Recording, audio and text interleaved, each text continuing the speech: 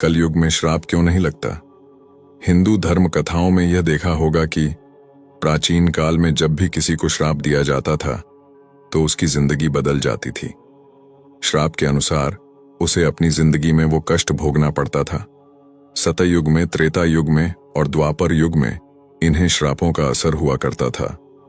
लेकिन आजकल हम कलयुग में देखते हैं, कोई अधर्मी जितना भी बुरा करता है, सामने वाला जब भी उसे श्राप देता है तो वो असर नहीं करता या आपको असर करता हुआ दिखाई नहीं देता। आखिर क्यों?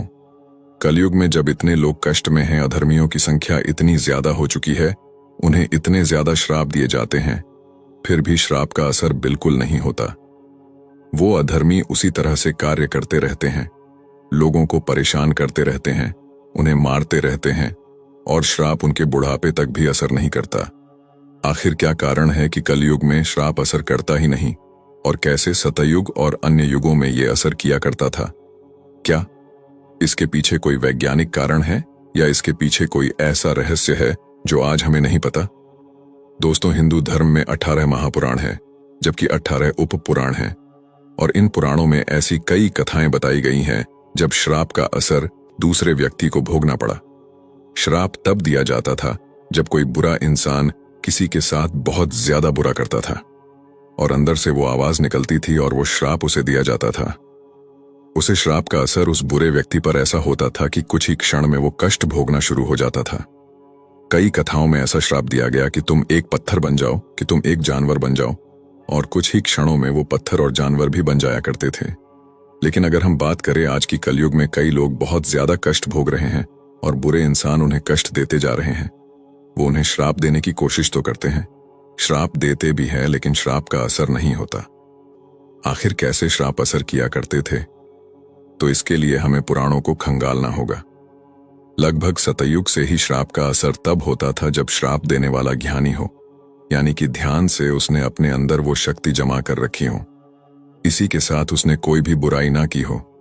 सतयुग में इंसान ऐसे ही हुआ करते थे, वो ध्यान लगाया करते थे, अपने शरीर पर पूरा नियंत्रित पा लिया करते थे और ऐसी शक्ति शरीर के अंदर जमा कर लिया करते थे जिसका इस्तेमाल वो अच्छाई के लिए किया करते।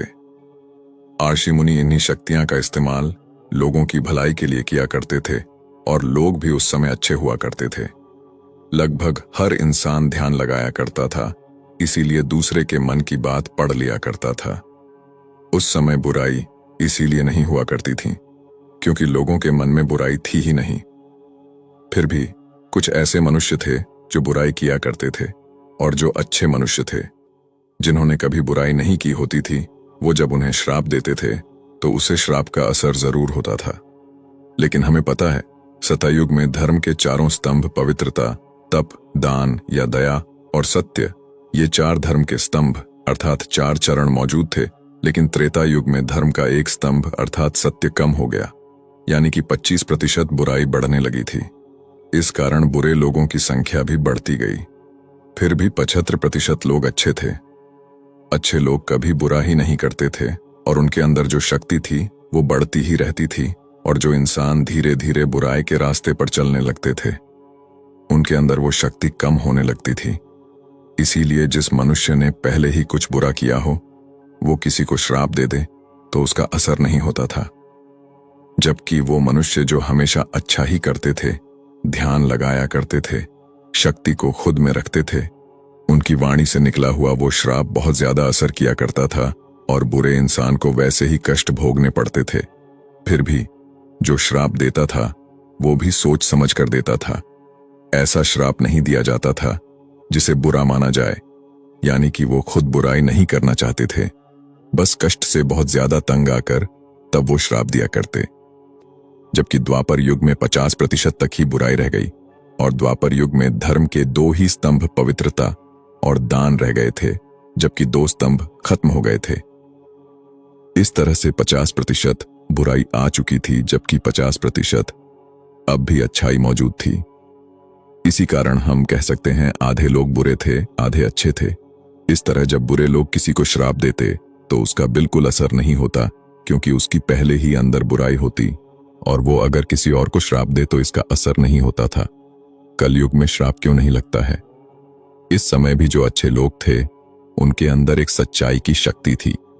ध्यान की शक्ति से वो अपने शरीर की शक्ति को बढ़ा लिया करते, और तब वो इंसान जिसने कभी बुरा ना किया हो, वो श्राप देता था तो उसका असर जरूर होता था।